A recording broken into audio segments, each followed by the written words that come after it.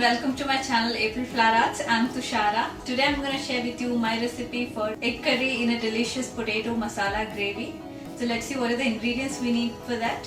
Around 2 cups of boiled and cubed potatoes, 2.5 cups of sliced onions, a cup of chopped tomatoes, a tablespoon of garlic paste, half a tablespoon of ginger paste, 3 eggs. You can take up to 4 eggs for this recipe. And some spices such as mustard seeds, coriander powder, turmeric powder, red chili powder and garam masala powder. So let's start with the preparation. For that I have here a pan heating up with about 3 tablespoons of oil. So when the oil heats up, I'll add half a teaspoon of mustard seeds and let them crackle. You may cover the pan to prevent it spluttering all over. Next we'll add the onions,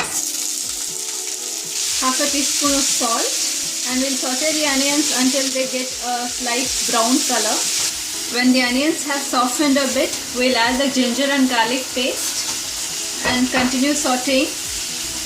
Alright, the onions have got a slight brown color and the raw smell of ginger and garlic has gone as well. So now we'll reduce the heat to a minimum and start adding the spices. Half a teaspoon of turmeric powder, saute it very well.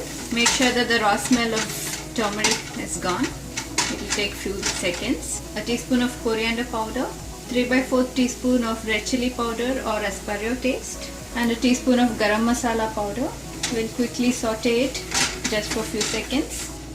So if you see that the spices are getting burnt, you can add few drops of water to prevent it.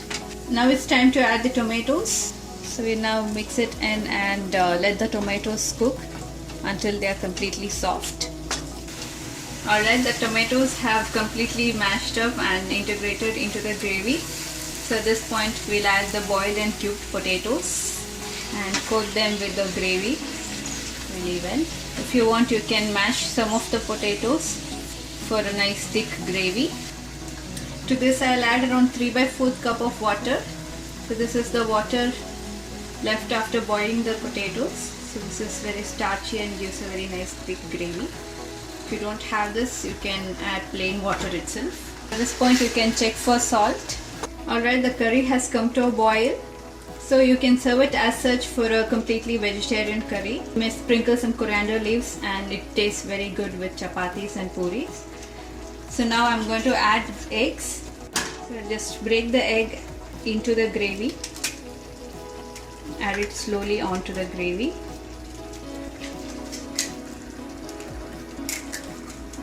After adding the eggs, turn the heat to minimum. So now we'll add some salt onto the eggs as well as some crushed black pepper. So if you don't like this method, you may add boiled eggs which are cut into half. Just add them into the gravy, cover and cook for around 3 to 4 minutes. So now we'll let the eggs cook at low heat for around 3 to 4 minutes or until the eggs are completely cooked. Alright, the eggs are completely cooked. So while the eggs are cooking, make sure not to disturb the gravy or else the eggs would retain their shape. So now we'll switch off the stove and sprinkle some fresh coriander leaves or cilantro on top.